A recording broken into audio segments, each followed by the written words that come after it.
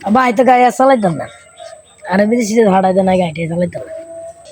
গাড়ি চালাইতি না বিদেশ যাবি? তোর সাইজ দেখ সত্যি কদ্দু কি লাখিসে করে বিদেশ যাবি?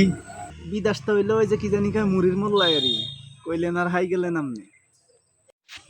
আর আমরা গাড়ি চালাইতাম না, এই বিদেশে যাই এটাই ভালো। বউ কিরবি?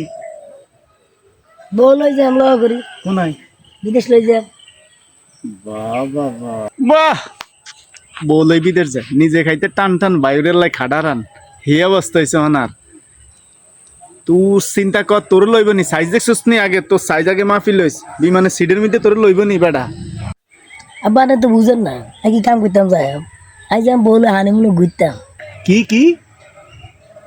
অন্য সকালে ঘুমোতে নুলে হানি বাচ্চার দিন নাস্তা করি, আর হেতে আইসে এনে বলে যাইব বিদেশ ঘুরতে। শখ কত বাবা!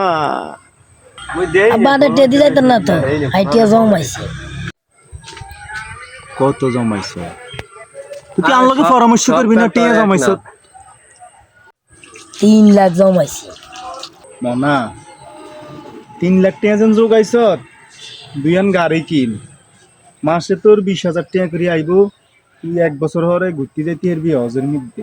হজ যাস আর জিয়ানে যাস, 1 বছর হরে যাইস, দুইয়ান গাড়ি কিন, 3 লাখ টাকা দিয়ে মাসে মাসে 20-30 হাজার টাকা কামাইতে হারি।